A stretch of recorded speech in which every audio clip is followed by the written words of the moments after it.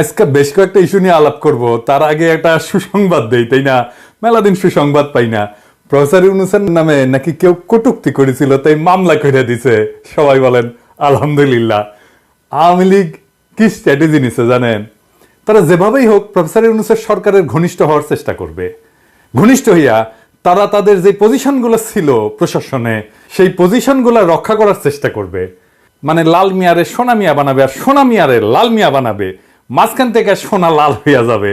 আমি প্রমাণ ছাড়া কথা বলি না, আজ একটা সলিড প্রমাণ দেব। দেখবেন কিভাবে আওয়ামী আমলের সমস্ত সুবিধাভোগীগুলা প্রফেসর ইউনূসের সরকারের আশেপাশে আইসা ভিড়িছে, এবং কাউরে ওরা চিনতেছে না প্রফেসর ইউনূসের প্রশাসন। আসেন একটা এক্সাম্পল আজকে দেখি, এরকম অনেক এক্সাম্পল আছে, একটা এক্সাম্পল দেখব। ড্যাফোডিল আন্তর্জাতিক বিশ্ববিদ্যালয়ের বোর্ড অফ ট্রাস্টিজের চেয়ারম্যান এবং Dhaka chambers of commerce and ইন্ডাস্ট্রিজের পরিচালক এবং সাবেক সভাপতি সবুর খান এই মাল সরকারি সম্পত্তি দখল, অর্থ পাচার, অনিয়ম, ইউনিভার্সিটির টাকায় ওষুধ কোম্পানির শেয়ার কেনা, মালয়েশিয়া, আরব আমিরাতে অর্থ পাচার করছে আওয়ামী লীগের আশীর্বাদ নিয়া। এডিটর সাহেব দেখান না, ওনার আওয়ামী প্রীতির কিচ্ছা দেখান না, কয়টা ছবি দেখান একের পর এক কইরা, এটার পর একটা কইরা দেখান আর কি। আর এনা জাউরা সিল মেরা দেন প্রত্যেকটা ছবির উপরে। দেখেছেন হাসিনার মতো ফটো খিচিছে, আর সেটা দিয়ে ওর আকাম জায়েজ করিছে। এখন দেখেন ওই প্রফেসর ইউনূসেরও সারে নাই, উঠিয়ে গিয়া ফটো খিচিছে। দেখেছেন আমি কইছিলাম না আরেক এপিসোডে যে প্রফেসর ইউনূসকে এই সমস্ত সুযোগ সন্ধানীর হাত থেকে রক্ষা করার দায়িত্ব হচ্ছে ইন্টেলিজেন্সের। ইন্টেলিজেন্স ওনার চারপাশে ঘিরা থাকে, ওনার উপদেষ্টারও দায়িত্ব আছে, তাই না? ওই প্লেনে তার প্রফেসর ইউনূস একা যায়নি, আরো অনেকে গেছে। সরকারের সুবিধাভোগী যারা হাসিনা সরকারে, তারা প্রফেসর ইউনূসের ধারে কাছে ঘেঁষতে দেওয়া যাবে না। এটা একটা পলিসি হিসাবে প্রফেসর ইউনূস বইলা দিবেন, আমি এটা বলছিলাম না? হ্যাঁ, কিন্তু প্রফেসর ইউনূস যেহেতু গো ধরিছেন বাচ্চা পোলাপানের মতো, যে আমার কথা শুনবেন না, তাই এ ধরনের ঘটনা ঘটতেই থাকবে। দেখেন স্যার কার লগে ফটো খিচিছেন, দেখেছেন ওই আপনারে বেচবে। যারা সুবিধাভোগী সরকারের এবং যারা সরকার এবং রাজনীতিবিদ, তাদের ট্যাক্স ফাইলগুলি আমি ব্যবসায়ীদের অনুরোধ করব, কারণ ব্যবসায়ীদের ট্যাক্সের কারণেই কিন্তু সরকার টিকে থাকে। সুতরাং যারা সুবিধাভোগী তাদের ট্যাক্স ফাইলগুলি যদি এখন খোলা হয় এবং সেখানে তাদের ট্যাক্স ফাইলের সাথে অসামঞ্জস্য যে সম্পদগুলি থাকবে সেগুলো সরকারি কোষাগারে জমা করা হোক এবং বাজেয়াপ্ত করা হোক। ওরা তো আপনি ধরবেন টাকা পাচারের জন্য, ওই আপনার প্লেনের সিটের পাশে আসে কিভাবে? আপনি এখন একটা রাষ্ট্রের নির্বাহী, আপনি গ্রামীণ ব্যাংকের এমডি না, বা ইউনিট সেন্টারের প্রধান না, আপনার একটা পজিশনের ভার আছে না? আপনার আশেপাশে যারা আছে তারা ভাল শুন, এই যে দেখেন তৌহিদ সাহেব গিয়া বসিছে ওই ওরই মিটিং এ বসিছে, দেখেছেন তৌহিদ সাহেব এইসব ধান্দাবাজির অনুষ্ঠানে না গেলে হয় না। আপনি গেছেন জাতিসংঘের সাধারণ পরিষদে, আপনি যদি কাজ খুঁজে না পান ওইখানে, এটা আপনার প্রবলেম। ওইখানে তো মেলা কাজ, ওইখানে আপনার নিঃশ্বাস ফেলার কথা না। কাজ খুঁজে যদি না পান তাহলে জ্যাকসন হাইটে যান, সাধারণ বাংলাদেশিদের সাথে মিশেন, কথা বলেন। ধান্দাবাজদের সাথে ঢলাঢলি করেন কেন? আমি আপনার জায়গায় থাকলে কি করলাম ইনি জানেন? ওই টাইমটায় যদি আমার কোনো কাম থাকতো না বা কাম খুঁজে না পাইতাম, তাহলে আমি কি করতাম? আমেরিকাতে গেছি তো, ওই যে ইলিয়াস, কনক সারোয়ার, শাহেদ আলম, মুনির হায়দার, জ্যাকব, নাজমুস সাকিব, টিটো, এই সবাই ডাকতাম, ওদের সাথে একটু কথা বলতাম, একসাথে যদি খাবার পাই একটা লাঞ্চ টাঞ্চ করলাম ইনি বা ডিনার টিনার করলাম ইনি, ওদের বিপ্লবে কন্ট্রিবিউশনের জন্য ধন্যবাদ জানাইতাম। উঠি যা নিয়ে আলাপ করেছেন, যা আউটপুট হয়েছে না ওই ভালসুনদের সাথে, ধান্দাবাজদের সাথে, তার সাথে 100 গুণ আউটপুট বেশি পাইতেন এদের সাথে যদি আলাপ করতেন। কারণ ওরা জানে দেশের জন্য কি দরকার। দেশ নিয়ে এরা সারাক্ষণ ভাবে, ধান্দা করে না কেউ। ইলিয়াস উবের চালায় পেট চালানোর জন্য, ধান্দা করে না। এরা পিওর মানুষ, দেশের কাছে কখনো কিছু চাইবে না, দিবে, শুধু দিছেও, এবং সেই জন্য মানুষের ভালোবাসা পাইছে এই লোকগুলা। এইবার আসেন আমেরিকা প্রশ্ন। আমি যেহেতু কইছি যে আমেরিকার বলয় ঢুকে দিচ্ছে প্রফেসর ইউনূস, এটা মেলাজন মাইন্ড করেছে, তো কেন আমেরিকার ব্লকে আমাদের যাওয়া উচিত না, আসেন সে বিষয়টা আলাপ করি। আমি প্রথমে বলি, বাংলাদেশকে আমেরিকা, ইন্ডিয়া, চীন কোন ব্লকেই যাওয়া উচিত না। তার একটা স্বাধীন পররাষ্ট্রনীতি অনুসরণ করা উচিত। কিন্তু আমেরিকা প্রশ্নে আমাদের আলাদাভাবে বিষয়টা বুঝতে হবে। কেন বুঝতে হবে সেই বিষয়টা আসেন একটু বিস্তারিত আলাপ করি। এর কারণটা হইতেছে ভারত প্রশ্ন। কেন ভারত প্রশ্ন? ভারত আর আমেরিকা পুটকিতে খাতির আছে, বুঝছাও? এই জন্যে আমেরিকাকে আমি আস্থায় নিতে পারি না। কেন পারি না? আরেকটু ব্যাখ্যা করে বলা দরকার। পুটকিতে ক্যাঙ্কা খাতির। বাংলাদেশের স্বনির্ভর পররাষ্ট্রনীতি অনুসরণে ভারত হইল সবচেয়ে বড় প্রতিবন্ধক। সেই আমাদের 1971-এ মুক্তিযুদ্ধের সময় থেকে ভারত নানাভাবে আমাদের স্বাধীনতা সার্বভৌমত্বকে অস্বীকার করেছে। প্রবাসী তাজউদ্দিন সরকারকে স্বীকৃতি দেওয়ার আগেই ভারত তাকে বাধ্য করেছে 25 বছরের একটা গোলামী চুক্তি সম্পাদনে, যেটা স্বাক্ষর করার পরপরই অস্থায়ী রাষ্ট্রপতি সৈয়দ নজরুল ইসলাম অজ্ঞান হইয়া পড়ে গেছিলেন। জানেন এটা? ওসমানী ওনারা কইছিল আপনি দেশ বেঁচে দিলেন এইভাবে। গত 15 বছরে আমরা দেখছি বাংলাদেশে একটা ভৃত্য সরকারকে বসায় রেখা, দিল্লির দাসীরে বসায় রেখা ভারত কিভাবে আমাদের স্বাধীনতা সার্বভৌমত্ব আঞ্চলিক অখণ্ডতা বিপন্ন করেছে। এখনো ইন্ডিয়া হাসিনারে রাখিছে, তাই না? ওরা আশ্রয় দিছে, তাই না? ও পালিচ্ছে, তাই না? আর গদি মিডিয়া আমাদের পিছনে লেগে আছে, আমাদের বিপ্লবের পিছনে লেগে আছে। আমাদের এই নবলব্ধ গণতন্ত্রকে চিতায় তোলার কোন চেষ্টা কি তারা বাকি রাখছে? রাখে নাই। এই প্রক্রিয়ায় তাদের বসানো ফ্যাসিবাদী ঘৃণিত হাসিনা সরকার জনগণের সকল অধিকার ধ্বংস করেছে। এমন সব ভয়ঙ্কর মানবতা বিরোধী অপরাধ করছে যার তুলনা শান্তিকালীন সময় পৃথিবীর কোনো দেশে নাই। কোনো দেশে নাই, আপনি কোথাও খুঁজে পাইবেন না। 1,500-এর বেশি মানুষ মারিছে কয়েকদিনে। এই চক্র বাংলাদেশের অর্থনীতিকে পঙ্গু করে দিছিল। এই ভয়াবহ ইতিহাস যেন ভুলে না যায়, সেই জন্য আমি এর উল্লেখ বারে বারে করব। ভারতের এই দুশ্মনির কারণে আমি তাদের খবরদারির তীব্র বিরোধী, এটা আপনারা জানেন। আমি মনে করি ভারত আমাদের দেশের সাথে আগে যেমন শত্রুতা করেছে, পরেও শত্রুতা করবে, এখনো করিচ্ছে শত্রুতা। আমাদেরকে সব সময় অপমান আর পদানত করে রাখাটা তাদের ফরেন পলিসির ডিএনএর মধ্যে ঢুকে গেছে একেবারে। কংগ্রেস হোক, বিজেপি হোক, আর মমতা ব্যানার্জি হোক, কেউ এর থেকে বাইরে হবে না। এটা লিখে রাখতে পারেন। এইটা একটা অত্যন্ত ডেলিকেট সিচুয়েশন। আপনাকে যদি সামনে আগাইতে হয়, আমাদের দেশে খুবই স্ট্রং ভারত বিরোধী ভয়েস লাগবে, সক্রিয় কর্মপন্থা লাগবে। এবং যে কারণে হোক, আমি কাউকে এইটার জন্য মন্দ কথা বলবো না। পলিটিক্স যারা করে তারা এই পজিশনটা নিতে পারবে না সঙ্গত কারণে। আমি আর বিস্তারিত গেলাম না।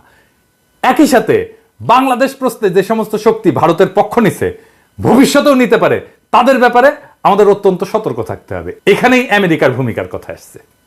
আমাদেরকে প্রশ্ন করতে হবে, বাংলাদেশ প্রশ্নে আমেরিকা কি ভারতের বিরুদ্ধে দাঁড়াবে? এই প্রশ্নের যথাযথ এবং নির্ভরযোগ্য উত্তর না পেলে আমরা কি আমেরিকাকে বিশ্বাস করতে পারি? আমার ধারণা আমেরিকা ভারতকে উপেক্ষা করে আমাদের পাশে দাঁড়াইতে পারবে না। তার কারণগুলো কি এটা ব্যাখ্যা করি। কেন পারবে না আসেন এটা ব্যাখ্যা করি। যে কোনো দেশের কোনো একটা নীতি, পররাষ্ট্র নীতি বলেন আর রাষ্ট্রীয় নীতি বলেন না কেন, এটার কেন্দ্র একদম মূল বিষয়টা হলো জাতীয় স্বার্থ, দেশের স্বার্থ।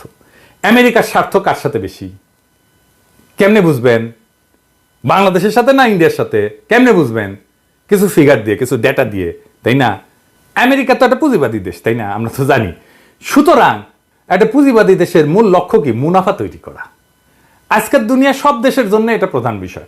2022 সালে আমেরিকা এবং ভারতের মধ্যে বাণিজ্যের পরিমাণ কত ছিল জানেন? $191 বিলিয়ন। একই বছর আমেরিকার সাথে বাংলাদেশের বাণিজ্যের পরিমাণ ছিল $14 বিলিয়ন মাত্র। ভারতে আমেরিকার রপ্তানি ছিল $78 বিলিয়ন, মানে আমেরিকা যেটা রপ্তানি করে ভারতে। বাংলাদেশে আমেরিকার রপ্তানি ছিল $3 বিলিয়নেরও কম, 3 বিলিয়নেরও পৌঁছাতে পারে নাই। 2022 সালে ভারতে আমেরিকার সরাসরি বিনিয়োগ ছিল $46 বিলিয়ন। আর ওই বছর বাংলাদেশে আমেরিকার সরাসরি বিনিয়োগ ছিল $0.5 বিলিয়ন। আধা ফুটে পয়সাও দাম দেয় না আপনারে। এখন আপনারাই বলেন, আমেরিকার অধিক মুনাফা কার সাথে? বাংলাদেশের সাথে না ইন্ডিয়ার সাথে? ভারতের এত বড় রপ্তানি আর বিনিয়োগের বাজার বিসর্জন দিয়া আমেরিকা বাংলাদেশের সাথে থাকবে, এই চিন্তা আপনি কেমনে করবেন? ধুর পটান আমাদেরকে, আমরা বুঝি না। আমেরিকা কখনো আপনারা পাত্তা দিবে? কখনো ভারতের উপরে দিবে না। ভারত যেটা বলবে সেটা আমেরিকা মাইনা নেবে, এটা লিখে রাখেন। 2 নাম্বার, ইন্দো প্যাসিফিক অঞ্চলে চীনকে ঠেকানোর জন্য আমেরিকার নেতৃত্বে একটা কোয়াড হয়েছে না, জোট হয়েছে না? ওইটাতে ভারত অন্যতম সদস্য না? সদস্য তো। আমেরিকান প্রেসিডেন্টের ইন্দো প্যাসিফিক একটা কৌশলপত্র আছে, ওখানে কি বলছে জানেন? ইংরেজিত কইছে যে a like minded partner and leader in South Asia. ইংরেজি যেহেতু কইছে ঠিকই কইছে, তাই না? তো অর্থাৎ এটার মানে হইতেছে যে সমভাবাপন্ন মিত্র এবং দক্ষিণ এশিয়ার নেতা এবং কোয়াডের চালিকা শক্তি ভারত। এবং ওই কৌশলপত্রের অ্যাকশন প্ল্যান, একটা প্রধান অ্যাকশন হইল support India's continued rise and regional leadership. তার মানে হইতেছে ভারতের যে ক্রমাগত উত্থান এবং আঞ্চলিক নেতৃত্বকে সহায়তা করা।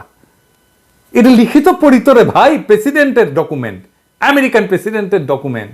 দেখেন, এইটা হইল ভারতের প্রতি আমেরিকার শীর্ষস্তম স্তরে সরকারি নীতি।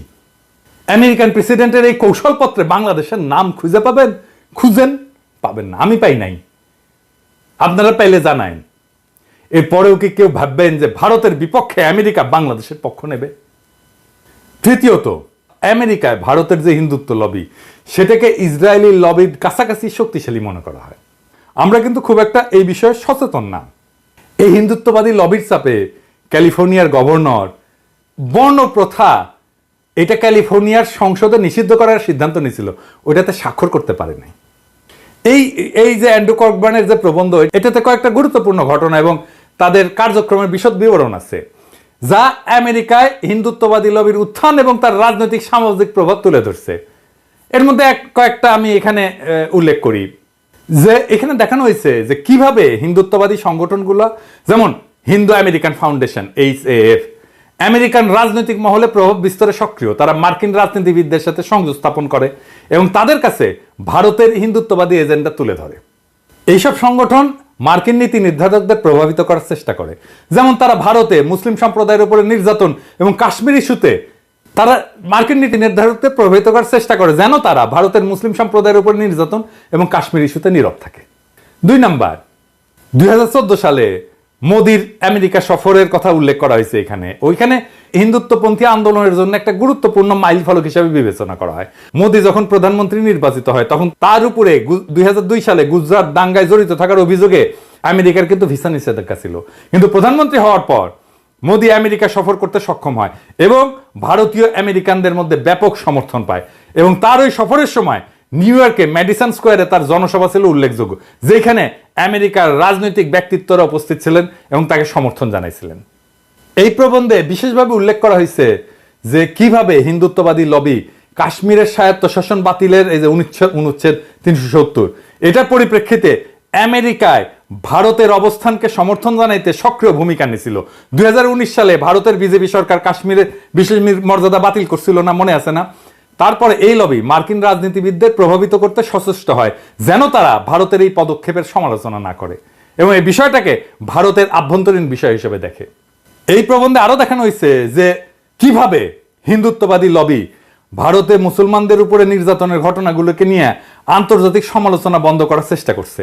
ভারতে গোহত্যার অভিযোগে মুসলিমদের উপরে হামলা যেগুলো হয় না এবং নাগরিকত্ব সংশোধনী আইনের মতো, মানে CAA এর মতো বিতর্কিত আইনের কারণে যে সমালোচনা বাড়তে থাকে, কিন্তু এই লবি মার্কিন রাজনীতিবিদদের প্রভাবিত করে যেন তারা ভারতের সমালোচনা না করে, বরং ভারতের সাথে সম্পর্ক মজবুত করার দিকে মনোনিবেশ করে। এবং এইভাবে ইন্ডিয়াতে হিন্দুত্ববাদী সংগঠনগুলো আমেরিকায় তাদের রাজনৈতিক সামাজিক প্রভাব বিস্তার করছে এবং একই সাথে ভারতের হিন্দু জাতীয়তাবাদী এজেন্ডাকে বৈশ্বিক মঞ্চে তুলে ধরছে। এখন বলতে পারেন যে ওইখানে তো বাংলাদেশের অভিবাসীরা আছে। বাংলাদেশের অভিবাসীদের আমেরিকার রাজনীতিতে বস্তুত কোনো প্রভাব নাই। এটা শুনতে খারাপ লাগবে, কিন্তু আসলে নাই। আমেরিকার বিভিন্ন স্থানে উল্লেখযোগ্য বাংলাদেশি থাকলেও তারা রাজনৈতিকভাবে সংগঠিত হয়ে উঠতে পারেন নাই। তাই এই হিন্দুত্ববাদী লবির সাথে তুলনা করার কোনো প্রশ্নই ওঠে না। এই লবির শক্তি এবং তার নেতিবাচক প্রতিক্রিয়ার কথা ভাইবা আমেরিকার অধিকাংশ রাজনীতিবিদ বাংলাদেশের পক্ষ নিয়ে ভারতের বিরুদ্ধাচারণ করবে না, এটা লিখে রাখতে পারেন। এখন আপনারাই বলেন, বাংলাদেশ প্রশ্নে আমেরিকার উপরে ভরসা রাখা যায় ভারতের এইরকম রোলের উপরে? তা আমি তো রাখতে পারতেছি না। আমার মনে হয় যে কোনো বুঝমান মানুষ এটা রাখতে পারবে না। তবে বিশ্ব রাজনীতিতে শেষ কথা বললে তো কিছু নাই, তাই না? গত 1 বছরে ভুটান ছাড়া দক্ষিণ এশিয়ার বাকি রাষ্ট্রগুলোতে ভারতের নীতির চরম বিপর্যয় ঘটছে। আমেরিকা যে আশা করছিল ভারত দক্ষিণ এশিয়ার নেতৃত্ব দেবে, সেটা ভুল প্রমাণিত হয়েছে। উল্টা এই অঞ্চলে ইন্ডিয়া আউট এখন প্রায় চূড়ান্ত। এই অবস্থায় আমেরিকা হয়তো তার নীতি পর্যালোচনা এবং পুনর্বিন্যাস করতে পারে এবং এই প্রক্রিয়ায় বাংলাদেশ সহ অন্যান্য দক্ষিণ এশীয় দেশগুলোর সাথে তারা আরো সরাসরি সম্পর্ক স্থাপনের প্রয়োজনীয়তা অনুভব করতে পারে। আমি এই সম্ভাবনাকে অতিরিক্ত গুরুত্ব দিতে চাই না, কারণ আমি যে কারণগুলো বললাম তাতে আমেরিকার উপরে ভারতের যথেষ্ট প্রভাব আগামীতেও বিদ্যমান থাকবে। এই কারণেই ডোনাল্ডকে দিল্লি হয়ে ঢাকা আসতে হয়, বুঝো নাই? এই জন্যে। তবুও তর্কের খাতিরে যদি ধৈরাও নি যে আমেরিকা বাংলাদেশের সাথে আরো নিবিড় সরাসরি সম্পর্কের উদ্যোগ নিবে, তাইলে আমাদের দুই কান কথা আছে। কি কথা?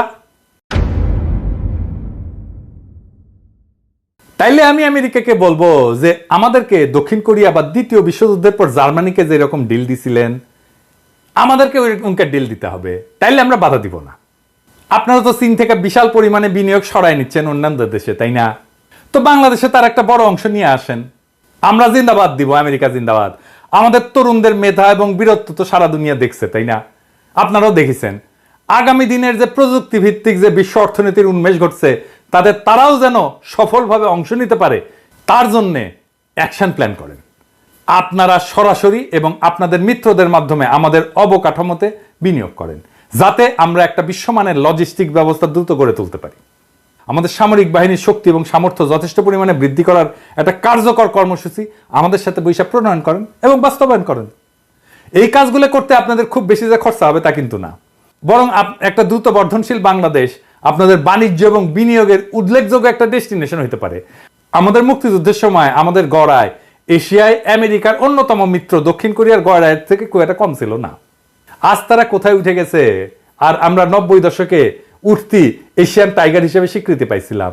গত 15 বছরে হাসিনার দুর্নীতি আমাদের প্রবৃদ্ধির 2 থেকে 3% খাইয়া ফেলছে প্রত্যেক বছরে। এইরকম দুর্নীতি না থাকলে আমরা ডাবল ডিজিট গ্রোথ করতাম সহজেই। ভেবে দেখেন, বিশ্বের 8ম জনবহুল এই দেশটা আগামী 10 বছরে কোথায় চলে যেতে পারে। তাতে আমাদের লাভ তো বটেই, আমেরিকারও লাভ। আমেরিকা আমাদের এই অভিযাত্রার সঙ্গী হইলে আমরা নিশ্চয়ই তাকে স্বাগত জানাবো।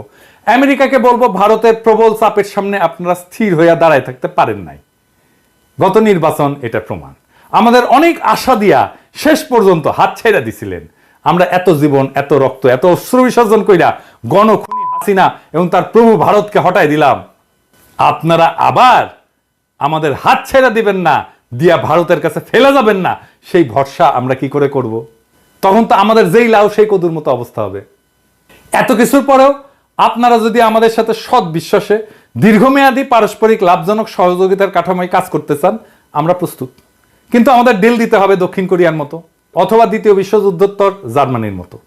এই ব্যাপারে আমরা টনটনা, কোনো ছাড় নাই। আমরা কিভাবে একসাথে কাজ করতে পারি তার একটা খসড়া রূপরেখা আজকে দিলাম আপনাদেরকে। আপনারা এই পথে আগাবেন কিনা সেটা আপনাদের সিদ্ধান্ত। তবে এটা মনে রেখেন, ভিত্তিহীন আশ্বাস এবং অর্থহীন প্রতিশ্রুতির উপরে আমরা আস্থা রাখবো না। আমরা আমাদের সব পথ অপশন খোলা রাখবো। আপনারা যদি আমাদেরকে ভারতের হেজিমনির মধ্যে ফেলে রাখতে চান, তাহলে সেটা আমরা কোনোভাবে মেনে নেব না।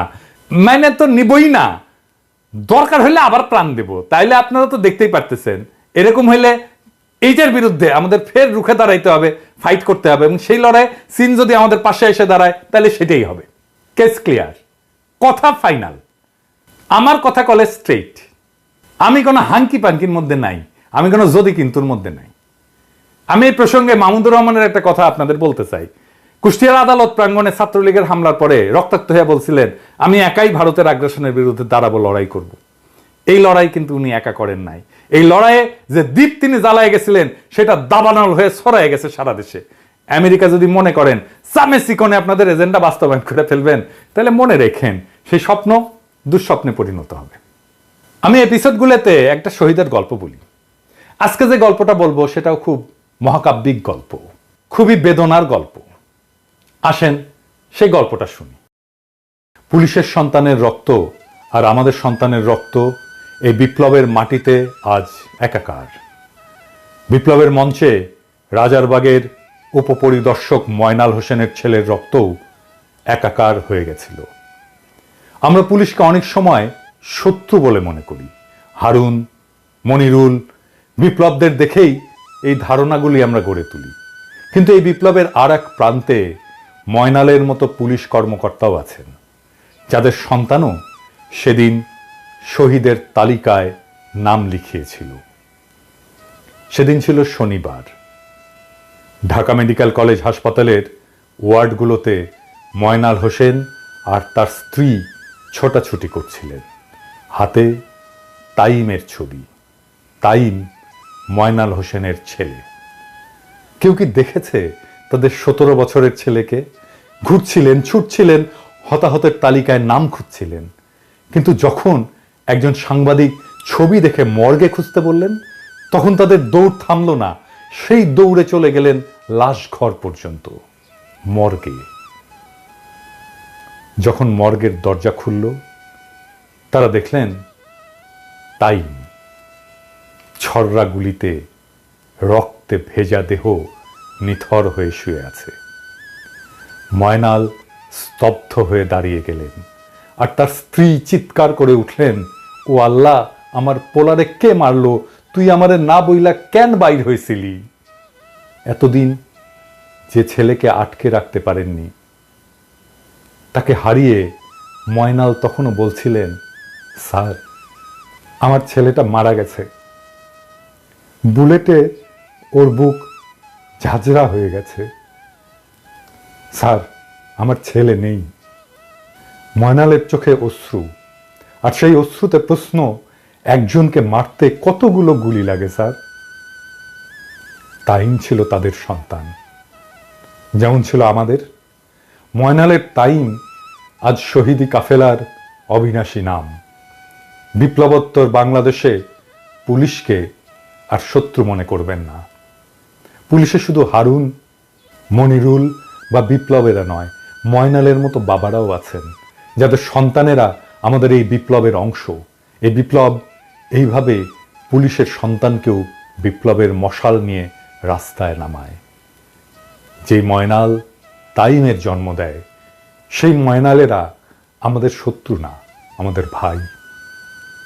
সেই ময়নাল পুলিশ হয়েও গর্বে আমাদের মাথা উঁচু করে দেয়, এক নতুন বাংলাদেশ গড়ার স্বপ্ন দেখায়, যেই বাংলাদেশ মজলুম আর জালিমে বিভক্ত নয়, যেই বাংলাদেশ শুধুই নাগরিকের, যাদের একটাই লক্ষ্য দেশকে এক অনন্য উচ্চতায় পৌঁছে দেওয়া, যেখানে আমাদের চিত্ত ভয় শূন্য আর শির হিমালয়ের চাইতে উঁচু।